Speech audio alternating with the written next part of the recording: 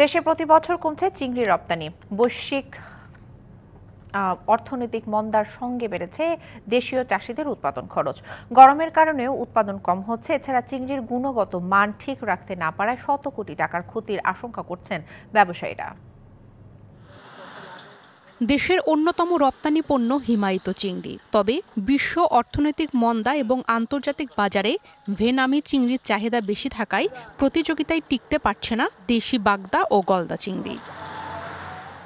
প্রচণ্ড তাপপ্রবাহে চিংড়ি উৎপাদন করতে না পারায় এবার কমে যাবে রপ্তানি। এছাড়া লোডশেডিংয়ের কারণে মাছের গুণগত মান নিয়ন্ত্রণ না করতে পারায় ক্ষতির মুখে পড়বেন চাষি, আর বিপুল রাজস্ব আদায় থেকে বঞ্চিত হবে সরকার। এই মাছটা আনার পরে ফ্যাক্টরিতে আমরা বরফ দিতে পারতেছি না, বিদ্যুৎ থাকতেছে না, ভয়াবহ লোডশেডিংয়ের মধ্যে আমরা আছি। এই বছর চিংড়ি মাছের যে কোয়ালিটি, এই কোয়ালিটি আমরা কোনোভাবে ধরে রাখতে পারতেছি না।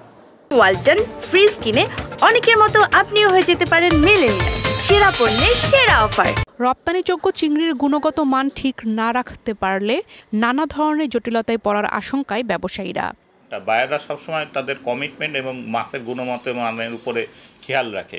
এই ক্ষেত্রে তাদের চাহিদা অনুযায়ী আমরা সেই মাছটা দিতে পারবো না, এবং সেই ক্ষেত্রে আমাদের উৎপাদিত মাছের শিপমেন্ট ব্যাহত হবে। ব্যাপক ক্ষতি থেকে রক্ষা করতে প্রয়োজনীয় বিদ্যুৎ সরবরাহের দাবি রপ্তানিকারকদের সংগঠনের। আমাদের চিংড়ির যে গুণগত মান ক্ষতিগ্রস্ত হবে, যেটা আমাদের কিছুটা তুলনামূলকভাবে কম দামে বিক্রি করতে হবে, যে চিংড়ি মাছগুলো পচে গেছে ফেলে দিতে হবে, এটা সব মিলায় 100 কোটি টাকার উপরে এটার ক্ষতির সম্মুখীন আমরা দেখতেছি। বিদ্যুৎ সরবরাহের বিষয়ে কথা বলতে রাজি হননি ওয়েস্ট জোন পাওয়ার ডিস্ট্রিবিউশন কোম্পানির কোনো কর্মকর্তা। রপ্তানিমুখী পচনশীল চিংড়ি প্রক্রিয়াজাতকরণ কারখানায় প্রয়োজনীয় বিদ্যুৎ সরবরাহ পাওয়ার আশা এই শিল্পের সাথে জড়িতদের। DBC news desk.